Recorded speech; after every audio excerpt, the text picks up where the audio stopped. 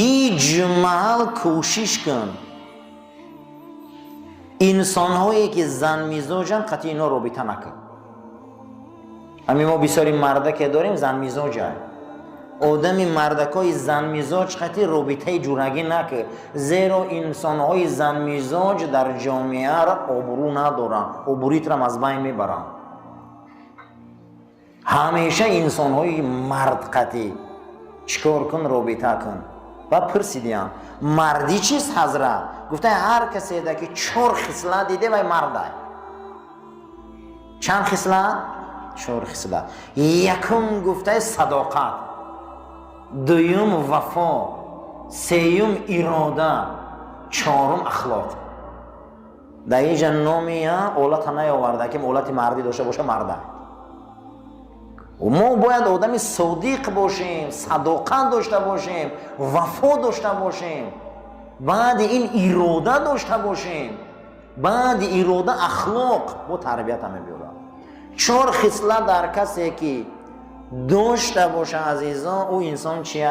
مرده. صداقت باوری گفته. صداقت چی گفته؟ باوری. باید ما از دیگری ما باوری داشته باشیم. وقتی میگی من دوست فلانی ام باید باوری نداشته باشی. ما دوستیم، اخلاقت نیک نباشه نسبتی وای. ما دوستیم، اراده زور نداشته باشی. ما دوستیم تو در کار خودت مقصد دیگه وفا نداشته باشی. نه ولی عزیزا تو دوست نیستی، تو مرد از مردی گپ نزن در یک اونجا. این 4 خصلت نیست ای مردی گپ نزن در یک اونجا. یا شوشوی وزیره میگن بینی باید به مزه بچه ها تربیت عزیزا تربیت کردن در کره. این منبر آباد باشه، این مسجد آباد باشه، همه جای دنیا ده، همه جای دنیا ده وقتی گفتگوزار شدن گیره مردم اصلاح میشود. مردم چی میشود؟ اصلاح میشود. قوره علابه که او را سرخ میکنن در او تیلا را میریزه زرگر، او تیلا را نامش فتن بده. چی بده؟ فتن. و او میجوشانه تیلا را بالای تیلای اگر غجدی داشته باشه بالا میبراید، تیلا پایان میمونه. ایمی کلمه فتنه را گرفتگیم. این یک فتنه میشود. این اینجا ده چیرک مومن منافق همش معلوم میشود. تا فتنه نبیایه معلوم نمیشود عزیزو. اما قورت هم میجوشالو، اوهن جدا میشود، سنگ جدا میشود، تیلو جدا میشود. انا با تیلوی نو با میگیرن گوشوار میسازن. چی میسازن؟ گردن بند. تا فتنه نبیایه بالای سرده انا میخواد امتحانو قوره نبیایه. ولی من نمیگم همه آدمی خوبه، برای تربیت کردن در کره.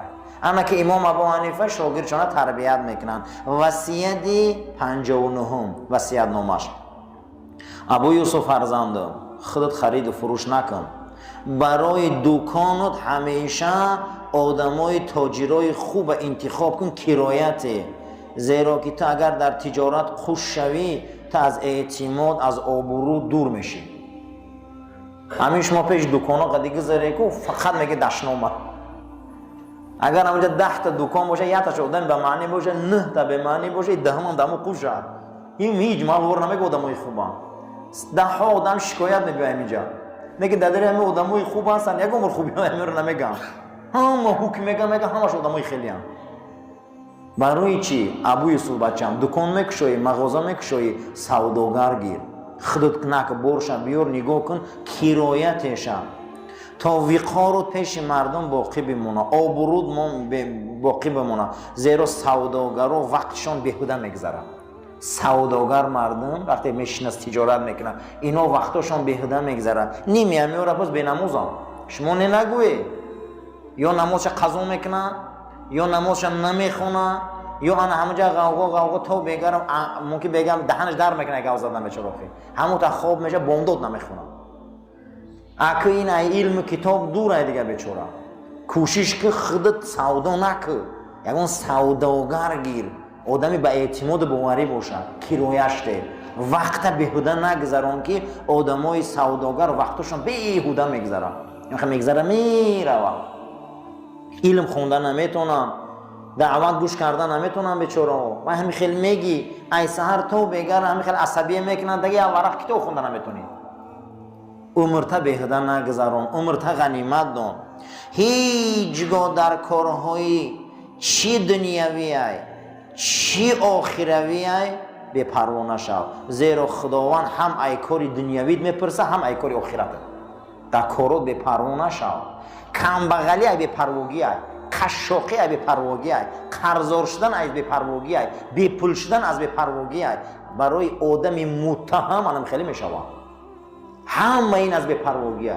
بپروا نشو در کارات، چی دنیاوی باشه چی اخروی، زیرا اینکه دنیاویش هم خدا میپرسیده اگه بچه هم اخرویش هم هر دوش خدا میپرسیده.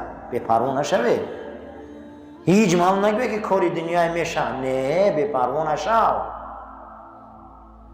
وقتی که امیر تیمور اول سرلشکری امکش بوده، یک جمعه رو کمپیر میگه آشخونه ده که یک کاسه شوله بیار مانده و شوله میبیاره و همین گرم بده است، همین نیم کلاسوز خوردن میگیره سراسیمه و با یک کمپیر شوله بیار میگه که همین شوله خریوی تو جنگوی امیر تیمور. میگه نفهمیدم، میگه اگر امیر تیمور صبر میکنه شوله را میگه تو باد کشیده بخری همش میخری و سسته. اگر امیر تیمور ایجا را گیره امیر مونه خشرو نگاه کنه با دویم شهر را گیره اوجا آدمی خشمون همیخه میخه دنیا را میگیره. یا نصیحتی کمپیر قطع امپراتور دنیا میشوه. یک نصیحتی کمپیر میگم جنگای امیر تیمور شلخریوی تو این خودش امیر تیمور بوده. همین شوله را باد کشیده گو خریفته همش میخری جنگ میاد. جنگ چخه باد کش گفته شوله را خنه کرده بخیر. ما بسیاری کارده سراسیمه ایم. همین رنگی کاسه شوله را میبینیم باد کش، همین زندگی را باد دادن خنک شدن میگیره خودش. چیزی خنک رو میزنه، چیزی خنک روزه داره ما استفاده میبریم. برای همین گفته که کاری دنیاوی و کاری اخروی ده بپروا نشو که خدا میپرسه. این کاری دنیاوی ده خدا میپرسه. او زیر دست داری او نگاه میکنن او منتظرن که نگو کاری دنیای با میشوه کاری دنیای با میشوه. نه عزیزم، اگر میپرسنه کاری اخروی هم میپرسنه. گو در یگان جا از حاکمای دور از نامشون گپ نزن، از وظیفه هاشون گپ نزن، کاری امور دولت کوچه نبرور، تمامی سیر دولتی را بیرون در گپ نزن. دولت به صاحب نشته که در کوچه و بازار حل شود. دولت جا داره ابو یوسف بچم. بعد از او هیچ هر کاری سلطان و خیش و اقربا و فرزندای او را در هر جا گپ نزن. مردم تو را استفاده میبرن. اگر استفاده بردن نزد سلطان و فرزنداش آدمی پست میشی. اگر کاراشون نگیری و کارشون بود نکنی مردم به تو اعتماد نمیکنن، گمونی بد میکنن. هیچ جدا از نام هر کس گپ نزنید، هیچ جدا. ابو یوسف بچم از نام سلطان و پیرواش آدماش گپ نزن. گپ بزن استفاده میبرن با آدمو. اوجا که در اومدن میگیری ابروی تو پس میشه. اگر کار بود کردن نتونی با پیش او ابروت پس میشه. با کاری دولت و کاری مقصد حکومت به صاحب نیست که در بازار و در چایخانه حل شود. من جای خچه دارم این کارو در خوش نشد. نگو در یگان جا از امور از این کارو در یگان جا گپ نزن. از این کارو دور باش ابو یوسف. در رسول الله صحابه شنیدید. امروز همینه عزیزو، تربیت بده، تربیه بده. جناب پیغمبر صلی الله علیه و سلم گفتن یک روز به بالای امت من فرا میرسه که علماشون رنگ سگ میکشن و علما برای اون هیچ ارزش نداره. قسم به خدا من بسیار اهمی ذکر میکنم علما نزد ملت ما در وزیر قدر نداره، هیچ قیمت نداره. شما باور کنید، شما گمان نکنید که علما قدر داره. دمو بی‌نهایت یگون گر حرمت عزت نداره. یکی این نشانه های قیامت بود هستین. قدر در اون نیست که تو علما در خانه انداز ماشین گیر پولت. این نه، این در کار نیست. حرمت شایسته گم شده. اگر انسان از قفای آدم نماز میخونه والله غیبت میکنه آدم. این همین نماز میخونه بیرون میبره گمونی بد داره آدم ده. هزارو گپ تومت میکنن، قسم به خدا سلامی ساز نمیکنن. علما قدر نداره دیگه. یا من نه، هزارها علما ما نمیدونن قدر نداره برای مردم ما. این ای تربیه‌ای بدای، ای مادری بدای، ای پدری بدای، ای محیطی بدای. حرام خرن، حرام قلب سخت میکنه، حرام آدم بی‌رحم میکنه، حرام آینده بینی را بد میکنه. آدم حرام خورد دل سخت میشود، حرام خورد دعاش قبول نمیشود، حرام خورد بی‌رحم میشود. دیگه با اینا را حضرت رومی با گفته است که اینا را به حال خشان مونیکته، اینا گرگن، گرگ که دیگر سعید که نیفته با بجون دیگرش میغلطن. وقتی گرگ شکارش برار نمیگرفته است و نظر میکرده که کدومش ضعیف هم به همه کس هم مداخل میکرده است و همون را میخوردیم. باور کنی امروز بینید که بین ما گروه ها، بین همین به تربیه ها چی خیلی بدن بین خودشون زدن نکرد. دیگر همین خیلی کردن که یکدیگرش نابود دارن، یکدیگرش خودشون محبسی کرده استیم، یکدیگرش از بین برده استیم. برای چی؟ تربیت نیست. اکنون باید زمان رسیده است که مردم تربیت بسیار کردن در کره، اخلاق زیاد گفتن در کره، مردم تربیت یابه. خصوصا کلانو از یوشای حاضره بسیار زیقم خودشون میگن، یوشای حاضره میگن بینی باید به مذهب بچه‌ها. تربیت عزیز و تربیت کردن در کره. حضرت سعدی در بوستانش یک بسیار یک پندی زور و خیلی پندی لذیذ برای ما و شما پیشنهاد میکنه که اطراف نظر کردم، همه را دیدم و خواستم که آدمی نزدیک به خودم یابم و دوست یابم. این بر دیدم همه طرف دیدم و در کلام خدا دیدم که خدا گفته که نحنو اقرب الیک من حبل الورید، من برای شما از رگای دلتونم نزدیکم. چون میکنی آدمی نزدیک افته دیگه، چون میکنی دوست گفته دیگه. این تربیه دین میگن. وقتی که خدا برای ما از رگای دلمونم نزدیک باشه چی در کرد دیگه برای ما کوچوی تربیت های. باید شکایت هامونه، دعاهامونه، نیایشمونه، صدقه هامونه، احسان هامونه همش برای همو کنیم مخی برای ما از رگای دلمونم نزدیک بوده. بعد از اون حضرت گفته برای من چی در کرد دیگر مخلوق. وقتی که برای من از رگای دلمون نزدیک باشه بیا همو را قپون. تربیه دین بینن که ما رو چه خیلی تربیت میتید دین. برای ما خدا از رگای دلمون نزدیکه. هیچ کس جای خدا را نمیگیره. برای ما چقدر او نزدیک بوده. روزای جمعه ما درسای اخلاق یاد میمونیم که ما تربیت یاد گیریم، اخلاق یاد گیریم. حضرت علی کرم الله وجهه یک آثار عجیب حضرت روایت کردین، یعنی آثار صحابه که در دین ما حجت و دلیل میشوند. گفته یک روز میشوه که اسلام مثل یک پوستین وبر. پوستین وبر چی را میگن؟ پوستین وبر درنش ای سرب مثل میخ نیزه ها ساخته میشوه که او را میپوشید تنت سیخ میکنه. ای بیرونش پوستین هست که او ای پوست خیرس میشوه، پشم خیرس. ای بیرون بینند میگه غول آمده است، در تنت پوشی با همون سوزنوش تنت سیخ میکنه. یه روز میشوه گو که اسلام مردم هم خیلی نشان میتیه. یه نمو دینداری داره خودش، یعنی دینش بیزوره، در او مردم دین ندیده است یا غول دیده است.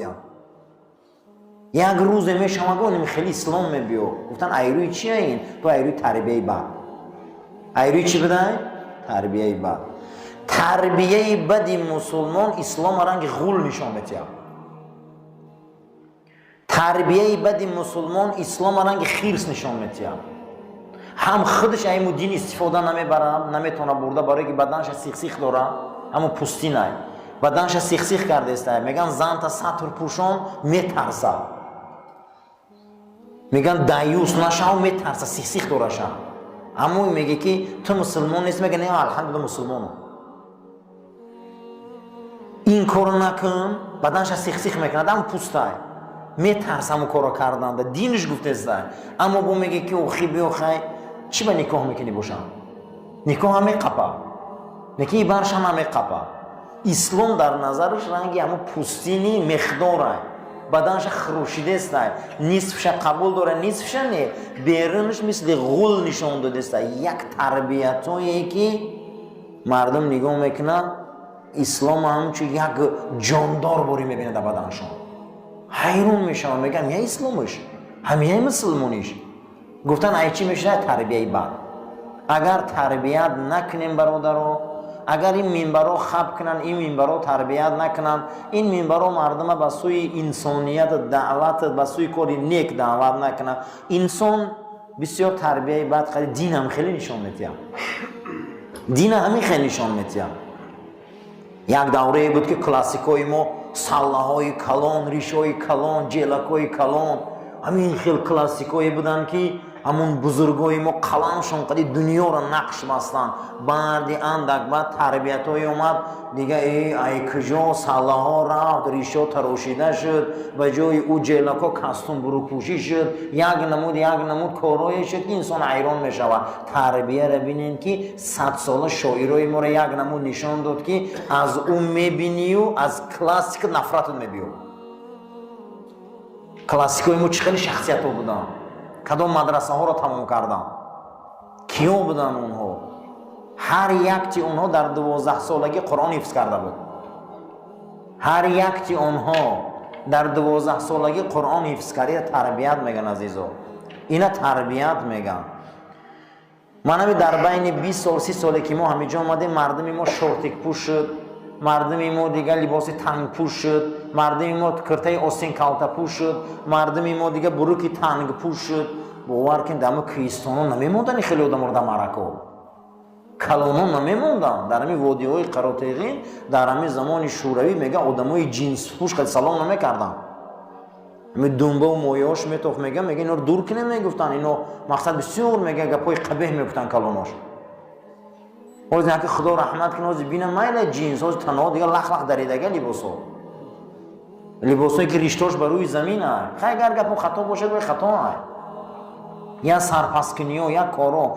این معنیش همینه که تربیت ها برغلط رفته است. تربیت کردن در جامعه را تربیت کردن در کنه که به سوی تربیت رسول بیایم. این شوخی نیست. به اخلاق کسی تربیت نداره اسلام بیزیو نشان میتیم. کسی تربیت نداره اسلام بسیار بدرفتار نشان میتیم. مردم خیال میکنن که اسلام هم خیلی است. برای همین اسلام تربیت در آینه نشان میتیم. آینه در نشان میتیم. یک بحث در مثنوی بین چینی ها و رومی ها. بین کیا؟ چینی ها و رومی ها. رومی ها گفتن ما بزرگیم، ما اینه، ما دولت داریم، دنیا دست ما ده بود. خیلی ایمپری رومش خودتان میدونه که چند صد سال دنیا را در زیر حمایه‌اش گرفته بود. ریم شرقی و ریم غربی همتون دولت های مقصد مرکز واتیکان ایتالیا را میدونید. کینوی گلادیاتر را تماشا کردگی هسته. مناظر عثمانی را میبینید. حضرت رومی هم رو بحث میبره، میگه بین چینی ها و رومی ها بحث خیست. چینی ها میگن خدا هم حکومت چین هم میدونه چه بزرگ گذشتگی هست، چقدر دیوال های بلند تاریخی چین همه تا نقض میدونید. بین اینا بحث شد. میگه رومی ها خیستن قلم گرفتن، میگن نقشه ها کشیدن، دیوار ها را راست کردن، منظره ها کشیدن، یک رسم و تصویر ها کردن که همه میگه حیران شد. گفتن هنری چینی ها را بینیم که چی میکشن. چینی ها هیچی نکشیدن. میگه برابر دی تمام نقاشی اونها رومی میگه اینها فقط آینه ساختن. اینو میگه هنری خشنه در آینه ایو دیدن حیران شدن. بیام های آدمایی شدن که دمو آدم خشنه بینن. در رسول الله خشنه مردم دید. این اصلا چینی رومی نیست، این ما را گفته است. رومی ها انمو خونریزا بودن، خونخورا بودن، انمو انسان هایی بودن که برای اونها آدم ارزش نداشت. تا به امروز برای این آدم ارزش نداره. و برای مسیحیت آدم ارزش نداره. برای منفعتشون 1000 آدم قربانی کردن اینو. اما میگه این چینی ها کیان؟ میگه اینا آدم های اهل تربیتن، اهل عرفانن، اینها آینه میبیوی دیو ختمه بینی. اللهم ربنا تقبل منا انك انت السميع العليم وتب علينا انك انت الرؤوف الرحيم. پاک پروردگار ما را برای راست هدایت کرد، ما را توفیق بندگیت، ما را عزت، آبروت، فضلت، رحمت. یک برادرم مادرشان ختم قرآن کرده بودن در حق پدرشان.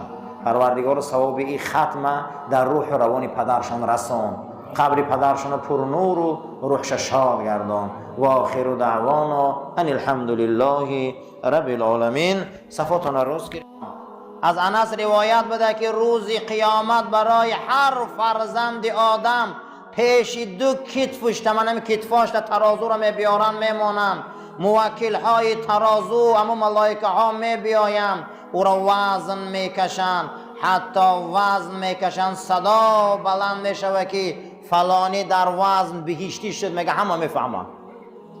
صدا بلند میشوه که فلانی جهنمی شد، همه میفهمه. خدای ما را صدامون به سوی جنت بلند شوه. خدای ما را آن روز ملائکه ها اعلان کنن که فلانی ها همش بهشتی هم. در بین ما یه نفری هست نگو اهل بهشت های. یک روایت که امام غزالی میبیاره یا نباش بده. نباش کفن دزده میگن. شب میرفته کفن ها رو میدزدیده، روز میره یا نماز جنازه رو میخونه که کفنی خوشرو، میگه خیلی شب که میرم میدزدم خیلی پولی خوبه. شب میره میگه هوی میکنه که در داخل لحد کفن جدا کردن دکی صدا بلند میشه که ای بهشتی بس نمیکنی اولیام. در حال میگه چیما رو مونده گریختنی میشوه. حتی که در زمان حضرت حسن بصری میگه رخ داده این کار. حاطف صدا میبدری لحد میگه چه خیلی بهشتی عمری من، میگه عمری من میگه در همین دزدی کفن گذشته، چه خیلی بهشتیم. گفته جنازه همین ده بدی؟ گفته بله. گفته در جنازه همین به طریق پنهان حسن بصری آمدگی بود، هیچ کس وی ندیده بود. همین جنازه ده شریک شده خواند خدا به طفیل حسن این اولیاش و عالم دورش تمام گناه همون روزه اشتراک کننده ها را بخشید، همشان ده مهری بهشت ماند تا نخود دوباره با دوزخ روی نکمی کرده. بین ما ده یک کسی هست که به طفیل او خدا گناه ما را میبخشه. ما اولیای خدا را نمیشناسیم، ما دوستای خدا را نمیشناسیم. اونها قالبشان در پیش ما هست اما روح اونها در دیگر منطقه های، فکر اونها در دیگر منطقه های. وقتی که در حضرت صوفی علایار شیشتن در رنگ ما باری یک تمی خیلی داعی دعوتگر بالای منبر وصف دوزخ بیش کرده است، این خندیدن میگیره، میگن ای دیوانه چی میخندی؟ گفته پیش ما در بین دوزخ بیش یک قدم هست. همین بخوام گفته قدم میمونه میدرم. دوستای خدا تایی درجه را مستی خدا هم ناز میکنن به خدا. چیکار میکنن؟ ناز میکنن.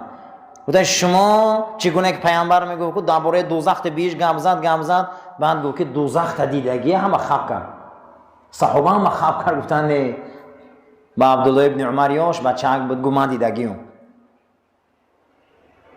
وقتی درباره دوزخ بیش گپ میزدن صوفی علایار بخندید. تا چی میخندی آخی؟ این جای خنده دوزخ ده. گفت پیش اولیای خدا یک قدم های، هم دوزخش میبینیم گفت ما هم بیش شد.